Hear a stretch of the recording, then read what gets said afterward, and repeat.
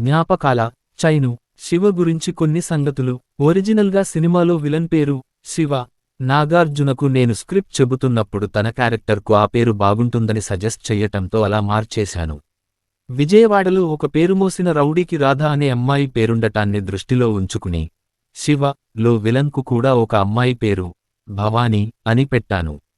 American cinematographer న్యూగజైన్లో స్టడీకామ్ గురించి చదివి ఒక కెమెరా అసిస్టెంట్తో దాని గురించి మాట్లాడుతున్నప్పుడు తను ఒక షాకింగ్ న్యూస్ చెప్పాడు. 4 ఏళ్లుగా చెన్నైలో స్టడీకామ్ కెమెరా ఉందని, ఇంతవరకు దాన్నెవరూ వాడలేదని.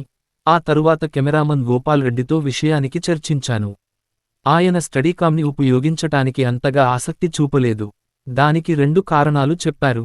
మొదటిది ఫోకస్ కంట్రోల్ చేయలేమని, 2 ఫ్రేమ్ సెంటర్ చేయడం సాధ్యం కాదని. చేజ్ సీన్కు ఈ 2 అంత ముఖ్యం కాదని గోపాల్ రెడ్డితో మాట్లాడి ఒప్పించాను.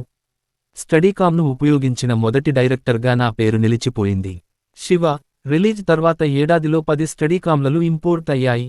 అంతకుముందు 4 ఏళ్ల నుంచి ఎవరూ వాడకుండా అది చెన్నైలో ఉందన్న విషయాన్ని మర్చిపోకూడదు. కొత్త టెక్నాలజీకి ప్రజలెప్పుడూ అమడ దూరంలో ఉంటారు. దాన్ని తీవ్రంగా ప్రతిఘటిస్తారు. దాన్ని ఇంకెవరైనా వాడేదాకా ఎదురు చూస్తుంటారు. శివలో చాలా ఫైట్ సీక్వెన్స్లు నేనే డిజైన్ చేశాను. రాజు అనే ఫైట్ మాస్టర్ ఆ రోజుల్లో ఇండస్ట్రీలో టాప్ పొజిషన్లో ఉన్నాడు. అతను చేసినవి నచ్చక ఆ బాధ్యత నేనే తీసుకున్నాను.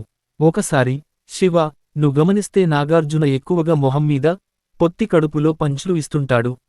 ఎందుకంటే బాక్సింగ్లో నేను నేర్చుకున్నవి ఆ రెండే. దర్శకుడుగా మొదటిసారి ముంబైలోని ఒక తెలియని వ్యక్తి నుంచి కాంప్లిమెంట్ అందుకున్నాను. చెన్నైలో సినిమా పరిశ్రమ స్ట్రైక్ చేస్తున్న మూలాన ఇళయరాజా ముంబైలో శివ బ్యాక్గ్రౌండ్ మ్యూజిక్ చేశారు. బ్యాక్గ్రౌండ్ మ్యూజిక్ జరుగుతుండగా ఒక వయోలిన్ ప్లేయర్ నా దగ్గరకు వచ్చి ఈ సినిమా అద్భుతం అన్నాడు. అతడి పేరు ఇస్మాయిల్ దర్బార్. ఆయనే ఆ తరువాత హమ్ దిల్ దే చుకే సనం, దేవదాస్ సినిమాలకు సంగీతం అందించాడు. శివ జె.డి. ల ఫస్ట్ ఫైట్ ఫుట్బాల్ ఆట బ్యాక్గ్రౌండ్లో ప్లాన్ చేద్దామనుకున్నాను. ఓమెన్ పార్ట్ -2 డామియన్లోంచి ఈ సీన్ ఇన్స్పైర్ అయ్యాను. కానీ దీనికి వెంకట్ గారు అంతగా స్పందించలేదు. దాంతో సైకిల్ చైన్ ఐడియాతో వచ్చాను.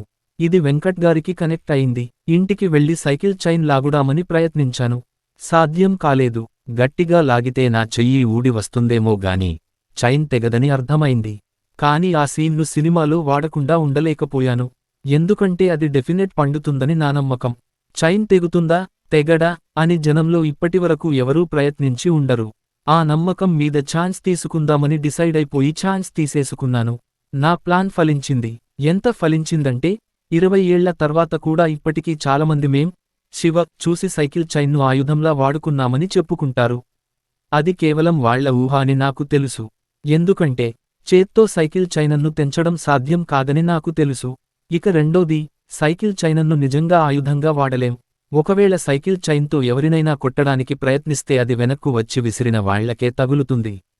శివ జ్ఞాపకాల గురించి, ప్రత్యేకంగా సైకిల్ చైన్ గురించి ఎవరైనా మాట్లాడితే నేను చేసిన మోసానికి నాలో నేను చాలాసార్లు నవ్వుకుంటూ ఉంటా గాని సైకిల్ చైన్ ఇంకా వాళ్ల మనసులను తాకుతున్నందుకు చాలా గర్వంగా కూడా ఫీలవుతా.